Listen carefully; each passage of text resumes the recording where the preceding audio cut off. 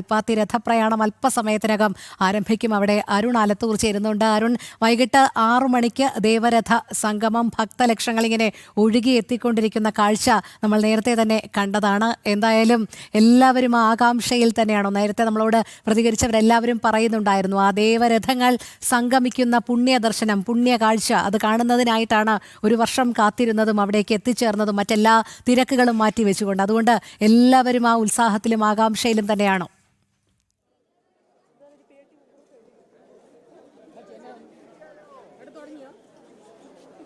തീർച്ചയായിട്ടും ദേവരഥ സംഗമം കാണുന്നതിന് വേണ്ടിയുള്ള എല്ലാവിധ ആകാംക്ഷയിലും തന്നെയാണ് ഇവിടെയുള്ള കൽപ്പാത്തിയിൽ അഗ്രഹാര വീഥികളിലേക്ക് എത്തിക്കൊണ്ടേയിരിക്കുന്ന ഭക്ത ലക്ഷങ്ങൾ എന്നുള്ളതിൽ സംശയമില്ല. കാരണം കൽപ്പാത്തി രഥോത്സവം എന്നുള്ള ഈ ഒരു 3 ദിവസത്തെ 14, 15, 16 എന്നിങ്ങനെ നവംബർ മാസത്തിലെ 3 ദിവസങ്ങളിൽ നടക്കുന്ന ഈ ഒരു പരിപാടിയിൽ ഏറ്റവും പ്രധാനപ്പെട്ടത് അത് ആ ദേവരഥ സംഗമം എന്നുള്ള ചടങ്ങ് തന്നെയാണ്. അഗ്രഹാര വീഥികളിൽ അങ്ങനെ തിങ്ങി വിങ്ങിയ ആളുകൾ നിറഞ്ഞുകൊണ്ടേയിരിക്കുകയാണ്. ദേവരഥ സംഗമം കാണുക എന്ന് പറയുമ്പോൾ എല്ലാ ദേവീദേവന്മാരെയും ഒരുമിച്ച് കാണാൻ കഴിയുക എന്നുള്ളത് തന്നെയാണ്. കൽപ്പാത്തി രഥോത്സവത്തിൽ 14-ാം തീയതി രാവിലെയാണ് ഈ രഥോത്സവത്തിലെ രഥപ്രയാണം അഗ്രഹാര വീഥികളിലൂടെ ആരംഭിക്കുക. രഥോത്സവത്തിന് കൊടിയേറിക്കഴിഞ്ഞാൽ അതിനുശേഷം ആദ്യം കൊടിയേറ്റം കഴിഞ്ഞാൽ പിന്നീടുള്ള പ്രധാന ചടങ്ങ് എന്നുള്ളത് എല്ലാ നവംബർ 12-ാം തീയതിയും അർദ്ധരാത്രി നടക്കുന്ന പല്ലക്കിൽ ദേവീദേവന്മാർ, ഞാനീ നിൽക്കുന്ന പുതിയ കൽപ്പാത്തിയുടെ മധ്യഭാഗത്തായിട്ട് പല്ലക്കിലെത്തി ഗോരഥങ്ങളിലെത്തി സംഗമിക്കുന്ന ഒരു ദേവ സംഗമമുണ്ട്. ദേവരഥങ്ങൾ പല്ലക്കിൽ സംഗമിക്കുന്ന സംഗമമുണ്ട്. അതാണ് ഒരു പ്രധാന ആകർഷണ ചടങ്ങ് എന്നുള്ളതാണ്. അത് കഴിഞ്ഞാൽ പിന്നീട് അടുത്തതായിട്ട് ഈ രഥോത്സവത്തിലെ പ്രധാന ചടങ്ങ് എന്ന് പറയുന്നത് അത് 14-ാം തീയതി നടക്കുന്ന ഈ രഥപ്രയാണമാണ്. വിശാലാക്ഷി സമേത വിശ്വനാഥ സ്വാമി, അതുപോലെ തന്നെ മറ്റ് പരിവാര ദേവതകൾ, വള്ളി ദേവാന സമേതനായ സുബ്രഹ്മണ്യ സ്വാമിയും ഒപ്പം തന്നെ ഗണപതിയുടെയും 3 രഥങ്ങൾ 14-ാം തീയതി അഗ്രഹാര വീഥികളിലൂടെ ഇങ്ങനെ പ്രയാണം ആരംഭിക്കും. അങ്ങനെ പ്രയാണം ആരംഭിച്ച് ഈ അഗ്രഹാര വീഥികളിലൂടെ വന്ന് അച്ചൻപടിയിൽ ഈ 3 രഥങ്ങൾ ആദ്യ ദിവസം ആ പ്രയാണം അവസാനിപ്പിക്കും. പിന്നീട് 15-ാം തീയതി മന്തക്കര മഹാഗണപതിയാണ് അഗ്രഹാര വീഥികളിൽ പ്രയാണം നടത്തുക.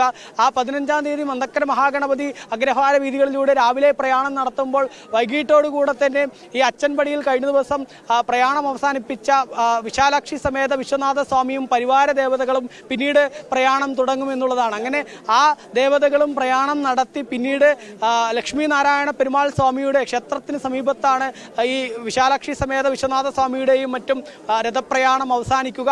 അത്തരത്തിൽ രഥപ്രയാണം വിശാലാക്ഷി സമേത വിശ്വനാഥ സ്വാമിയും മറ്റും ഈ ലക്ഷ്മി നാരായണ പെരുമാൾ സ്വാമിയുടെ ഭാഗത്തേക്ക് അവസാനിപ്പിച്ചു കഴിഞ്ഞാൽ പിന്നീട് ഇന്നിപ്പോൾ ഈ ഒരു ദിവസം നടക്കുന്ന ചടങ്ങാണ് ഏറ്റവും പ്രധാനപ്പെട്ടത്. അതായത് ഈ രഥങ്ങൾ ഓരോന്നായി ഇങ്ങനെ അഗ്രഹാര വീഥികളിലൂടെ വരും. അങ്ങനെ വന്ന് ഈ രഥങ്ങൾ ഈ തേരുമുട്ടി എന്ന ഭാഗത്ത് സംഗമിക്കുക എന്നുള്ളത് വളരെ പ്രധാനപ്പെട്ടതാണ്. ഇവിടെ ഒരുപാട് ആളുകൾ നമുക്ക് ഈ രഥോത്സവത്തിന് എത്തിയ ആളുകളുടെയൊക്കെ പ്രതികരണം എങ്ങനെയുണ്ട്? ഇവിടെ പാലക്കാട്ടുകാരൻ തന്നെയാണോ? മലമ്പുഴക്കാരനാണ്. എങ്ങനെയാണ് രഥോത്സവം? പാലക്കാട്ടുകാരൻ എല്ലാ വർഷവും വരാറുണ്ട്. എത്രമാത്രം പ്രധാനപ്പെട്ടാണ് നിങ്ങളെ സംബന്ധിച്ചിടത്തോളം? മാത്രം പ്രധാനപ്പെട്ടത് ഈ കാണുന്നതൊക്കെ അത്രയും പ്രാധാന്യം കൊടുക്കുന്ന ഇതാണ്. എങ്ങനെയുണ്ട് കൽപ്പാത്തി രഥോത്സവത്തിന് മോൻ എന്താണ്? നല്ല കാഴ്ചകളും കാണാം, തേര് കടയും കാണാം, തേര് കടയിൽ വന്ന് സാധനങ്ങളും വാങ്ങാം, മന്തക്കര രഥോത്സവത്തിൻ്റെ ഇതെല്ലാം കാണാം. അപ്പോൾ എല്ലാവരും വന്ന് കാഴ്ചകൾ കാണുക. ഈ ദേവരഥ സംഗമമൊക്കെ കാണാൻ വേണ്ടിയിട്ട് ഇങ്ങനെ നല്ല തിരക്ക് പോകുന്നുണ്ട് പോലെ ഇപ്രാവശ്യം? ഇപ്രാവശ്യം നല്ല തിരക്ക്, ഇന്നലെ നല്ല തിരക്കുണ്ടാവും, അപ്പം ഇന്നും നല്ല തിരക്കുണ്ടാവും. അതുതന്നെയാണ്, തിരക്ക് ഇങ്ങനെ ഓരോ നിമിഷം കഴിയുന്തോറും വർദ്ധിച്ച് വരുന്ന സാഹചര്യം തന്നെയാണുള്ളത്. നേരത്തെ നമ്മൾ തേരുമുട്ടി ഭാഗത്ത് നിന്നായിരുന്നു അവിടുത്തെ കാഴ്ചകളും മറ്റുമൊക്കെ ആയിരുന്നു നമ്മൾ പ്രേക്ഷകരിലേക്ക് എത്തിച്ചത് എങ്കിൽ ഇപ്പോൾ നമ്മൾ പുതിയ കൽപ്പാത്തിയുടെ മധ്യഭാഗത്താണ് നിൽക്കുന്നത്. ആ പുതിയ കൽപ്പാത്തിയുടെ മധ്യഭാഗത്തും കാഴ്ചകൾ വ്യത്യസ്തമല്ല. വിവിധ കാഴ്ചകൾ അഗ്രഹാര വീഥികളിലൂടെ ഇങ്ങനെ ആളുകൾ ഒഴുകിയെത്തുന്നു. പല നാടുകളിൽ നിന്ന്, പല ദേശങ്ങളിൽ നിന്നൊക്കെ ആളുകൾ അഗ്രഹാരത്തിലൂടെ ഇങ്ങനെ അഗ്രഹാരത്തിൻ്റെ ആ ഒരു തനിമയും അതുപോലെ തന്നെ ഇവിടുത്തെ ആചാരങ്ങളും അനുഷ്ഠാനങ്ങളും മറ്റുമൊക്കെ ഇങ്ങനെ കണ്ട് ആസ്വദിക്കുന്നതിന് വേണ്ടി ആളുകൾ ഒഴുകിയെത്തുന്ന കാഴ്ചയാണ്. ഏതായാലും അല്പസമയത്തിനകം തന്നെ രഥപ്രയാണം ആരംഭിക്കും. നേരത്തെ ഞാൻ പറഞ്ഞിരുന്നു, അതായത് ഇനി രഥപ്രയാണം നടത്താൻ പോകുന്നത് ലക്ഷ്മി നാരായണ പെരുമാൾ സ്വാമിയുടെ രഥമാണ്. ആ ലക്ഷ്മി നാരായണ പെരുമാൾ സ്വാമിയുടെ രഥത്തിന് പിന്നാലെ തന്നെ ചാത്തപ്പുരം പ്രസന്ന മഹാഗണപതിയുടെ രഥം കൂടി അഗ്രഹാര വീതികളിലൂടെ പ്രയാണം നടത്തും. അങ്ങനെ ഈ രണ്ട് രഥങ്ങളും പ്രയാണം നടത്തുന്നതിനൊപ്പം തന്നെ വിശാലാക്ഷി സമേത വിശ്വനാഥ സ്വാമിയും പരിവാര ദേവതകളുടെയും രഥപ്രയാണവും ഉണ്ടാവും. അങ്ങനെ 5 ദേവതകളുടെയും രഥങ്ങൾ തേരുമുട്ടിയിലേക്ക് ഏകദേശം 6 മണിയോടുകൂടെ എത്തും. ആ 6 മണിയോടുകൂടെ 5 ദേവതകളുടെയും രഥങ്ങൾ ഇങ്ങനെ എത്തുമ്പോൾ ആ കാഴ്ച കാണുക, അത് വിശ്വാസികളെ സംബന്ധിച്ചിടത്തോളം വളരെ പ്രധാനമാണ്. ഈ ദേവതകളെയൊക്കെ ഒരുമിച്ച് ഇങ്ങനെ കാണാൻ കഴിയുക എന്നുള്ളത് വളരെ വിശ്വാസപരമായിട്ട് വലിയ അനുഗ്രഹം നിറഞ്ഞ നിമിഷമാണ് എന്നുള്ളത് തന്നെയാണ് ഓരോരുത്തർക്കും ആ നിമിഷത്തെ പറയാൻ ഉള്ളത് എന്നുള്ളതാണ്. ഏതായാലും ആ കാഴ്ചയ്ക്ക് വേണ്ടിയാണ്, ആ നിമിഷത്തിന് വേണ്ടിയാണ് എല്ലാവരും കാത്തു നിൽക്കുന്നത്. അതിനുവേണ്ടിയാണ് എല്ലാവരും വലിയ രീതിയിൽ തന്നെ ആകാംക്ഷയോടുകൂടെ തന്നെ എല്ലാവരും കാത്തു നിൽക്കുന്നത്. ഇപ്പോൾ അഗ്രഹാരത്തെ നമുക്ക് തിരക്ക് ഓരോ നിമിഷവും വർദ്ധിച്ചു വരുമ്പോൾ അവിടെ ആളുകൾ വിവിധ ഭാഗങ്ങളിൽ നിന്ന്, നാടുകളിൽ നിന്നൊക്കെ എത്തുന്നുണ്ട്. എങ്ങനെയുണ്ട് ഈ കൽപ്പാത്തി രഥോത്സവത്തിന്റെ കാഴ്ചകൾ എത്രത്തോളം പ്രധാനപ്പെട്ടതാണ് നിങ്ങളെ സംബന്ധിച്ച്? തീർച്ചയായിട്ടും നമ്മൾ കൽപ്പാത്തി രഥോത്സവം എന്ന് പറയുന്നത് പാലക്കാട്ടിലെ എല്ലാവർക്കും ഏറ്റവും വലിയൊരു ആഘോഷമായിട്ടാണ് ഇവിടെ എല്ലാവരും കാണുന്നത്.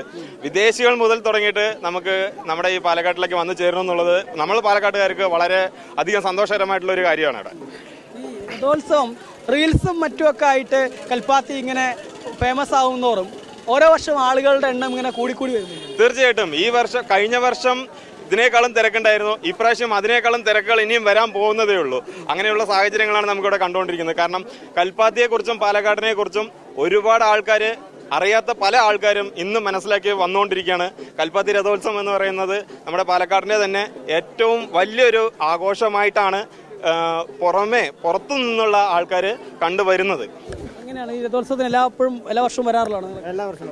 എല്ലാ വർഷവും വരാൻ ഞാൻ കഴിഞ്ഞ കൊല്ലം വന്നിട്ടുണ്ടായിരുന്നില്ല. പക്ഷേ ഈ കൊല്ലം കുറച്ചുകൂടി തിരക്ക് കുറവായി സമയമായിട്ടുള്ള തോന്നുന്നല്ലേ, അതുകൊണ്ടായിരിക്കും ചിലപ്പോൾ തിരക്ക് കുറവുണ്ടായിരിക്കും വിചാരിക്കണം. തിരക്ക് ക്രമേണ കുറവാണ്. ഇനി കുറച്ചും കൂടി സമയമാകുമ്പോൾ തിരക്ക് വരാൻ ഇനി ചാൻസ് ഉണ്ടെന്നാണ്. സ്റ്റാർട്ട് ചെയ്തിട്ടില്ലല്ലോ. രാവിലെയൊക്കെ നല്ല തിരക്കായിരുന്നു, രാവിലെ നിൽക്കാൻ പറ്റാത്ത രീതിയിലായിരുന്നു. ഇപ്പോഴും ആ തേരുമുട്ടി ആ ഭാഗത്തൊക്കെ ഭയങ്കര തിരക്കല്ലേ? അതെ അതെ, ഭയങ്കര തിരക്കാണ്. ഇനിയും കുറച്ചുകൂടി ആൾക്കാർ വരാനുണ്ട്. പ്രാധാന്യം എന്ന് പറയുന്നത് ഒരു രഥത്തിനെ നയിച്ചു കൊണ്ടുപോകുന്നത് ഒരു ആനയാണ് രഥത്തിനെ നയിച്ചു കൊണ്ടുപോകുന്നത്. അത് കാണാനാണ് ഇവിടെ ഏറ്റവും കൂടുതൽ ജനങ്ങൾ ഇവിടെ തിങ്ങിച്ചേരുന്നതും അടിഞ്ഞുകൂടുന്നതും. രഥത്തിനെ ഒരു ആന വലിച്ചു കൊണ്ടുപോകുന്നതെന്ന് പറയുമ്പോൾ അത്രയും വലിയൊരു സംഭവമാണ് നമ്മുടെ പാലക്കാടിനകത്ത് ഈ കൽപ്പാത്തി എന്ന് പറയുന്ന ഈ അഗ്രഹാരത്തിനകത്ത് നടന്നു വരുന്നത്. അപ്പോൾ അത് മറ്റുള്ളവർക്ക് എല്ലാവർക്കും കാണാൻ വളരെ ഹരമായിട്ടുള്ളൊരു കാര്യം തന്നെയാണ്. ഞങ്ങളും അതിൻ്റെ ഇൻട്രസ്റ്റിലാണ്. ഇപ്പോഴും ഞങ്ങൾ എത്ര കണ്ടാലും മതി വരാത്തൊരു പരിപാടിയാണ്. കാരണം എന്ന് പറഞ്ഞാൽ നമ്മളെല്ലാം ഒരുപാട് വർഷങ്ങളായിട്ട് നമ്മളിവിടെ വന്ന് ഈ പരിപാടികൾ നമ്മൾ കണ്ടുകൊണ്ടിരിക്കുന്ന ഒരു കാര്യങ്ങളാണ്. തന്നെയാണ് കൽപ്പാത്തി രഥോത്സവം. എത്ര വർഷം കണ്ടാലും ഓരോ വർഷവും ആ കൽപ്പാത്തിയിലെ തനിമയും കൽപ്പാത്തിയിലെ അഗ്രഹാര വീതികളും അവിടെ ഈ രഥോത്സവത്തിന് ദേവീദേവന്മാരെയൊക്കെ ഒരുമിച്ച് കാണാൻ കഴിയുന്ന ഈ നിമിഷവും ഒക്കെ അതൊരിക്കലും ഓരോരുത്തർക്കും വളരെ പ്രധാനപ്പെട്ടതാണ്. ആ കാഴ്ചകൾ എത്ര കണ്ടാലും മതി വരില്ല എന്നുള്ളതാണ് ഇവിടെ ഉള്ള ഓരോരുത്തരും പറയുന്നത് എന്നുള്ളതാണ്. നേരത്തെ പറഞ്ഞ പോലെ ഒരുപാട് ആളുകൾ ഇങ്ങനെ ഇപ്പോഴും വന്നുകൊണ്ടിരിക്കുന്നുണ്ട്. എങ്ങനെയുണ്ട് രഥോത്സവം? എവിടുന്ന് വരികയാണ്? ഉഷാറല്ലേ രഥോത്സവം? എവിടുന്ന് വരികയാണ്? ഞങ്ങളിവിടെ മണൽമന്ദിയിൽ മണൽമന്ദിയിൽ നിന്ന് എല്ലാ വർഷവും വരാറുണ്ട്? എല്ലാ വർഷവും വരാറുണ്ട്. രഥോത്സവത്തിന് എല്ലാ വർഷവും വരാറുണ്ട്. എന്താണ് രഥോത്സവത്തിനൊക്കെ കണ്ടോ? എല്ലാം കണ്ടോ? കണ്ടു. എന്തൊക്കെ കണ്ടു? എന്തൊക്കെ ഇഷ്ടമായി? തേര് വലിച്ചോ? എന്തെങ്കിലും കളിപ്പാട്ടൊക്കെ വാങ്ങിച്ചു തരാൻ പറഞ്ഞോ? വാങ്ങിച്ചോ? എന്തൊക്കെ വാങ്ങിക്കും? ഇനി എന്തെങ്കിലും വാങ്ങിക്കാനുള്ള ഒരു ഉദ്ദേശമൊക്കെ ഉണ്ടോ? എന്തായാലും വാങ്ങിക്കാനൊന്നും ഉദ്ദേശമില്ല. എങ്ങനെയുണ്ട് കൽപ്പാത്തി രഥോത്സവം? കുഴപ്പമില്ല സാർ, നന്നായിട്ടുണ്ട്. കാരണം ഭയങ്കര തിരക്ക് കൂടുതലാണ് ഇപ്രാവശ്യം. ഫാമിലി ആയിട്ടൊക്കെ വരാനും. പക്ഷേ നമ്മൾ മറ്റു ഉത്സവങ്ങളെ അപേക്ഷിച്ച് നോക്കുമ്പോൾ കുറച്ചുകൂടെ സ്ത്രീകൾക്കൊക്കെ ഫ്രീ ആയിട്ട് നടക്കാനൊക്കെ പറ്റുന്നില്ലേ? തീർച്ചയായും പറ്റുന്നുണ്ട്. പക്ഷേ ഞങ്ങൾക്കൊരു പേടിയുണ്ട്. കാരണം തിരക്ക് കൂടുതലായതുകൊണ്ട് പെണ്ണുങ്ങളെ കൊണ്ട് വരാൻ പേടിയുണ്ട്. എന്നാലും കുഴപ്പമില്ല സാർ. ഈ ദേവരഥ സംഗമമൊക്കെ കാണാൻ വേണ്ടിയിട്ട് തന്നെയാണ് വെയിറ്റ് ചെയ്യുന്നത്. എല്ലാ രഥങ്ങളും ഒന്നിച്ച് നമ്മളെ കണ്ടോ? എങ്ങനെയുണ്ട് രഥോത്സവം? കൊള്ളാം, ഇഷ്ടപ്പെട്ടു. എന്തൊക്കെ കാര്യങ്ങളാണ് രഥോത്സവത്തിന് ഇഷ്ടം? കുറെ കടകൾ കണ്ടു, തേര് കണ്ടു, പിന്നെ അമ്പലത്തിലൊക്കെ കയറി. കടകളിൽ ഷോപ്പിംഗ് ഒക്കെ ചെയ്തോ? ഷോപ്പിംഗ് ഒക്കെ ചെയ്തോ? ചെയ്തു. ഒട്ടുമിക്ക സാധനങ്ങളും ഇവിടുത്തെ കടകളിൽ ഉണ്ടാവില്ലേ? എല്ലാം ഉണ്ടാവും. അതെ, ശരി അരുൺ. എന്തായാലും കൽപ്പാത്തിയിൽ നിന്നുള്ള വിശേഷങ്ങളാണ് അരുൺ ആലത്തൂർ പങ്കുവച്ചുകൊണ്ടിരുന്നത്.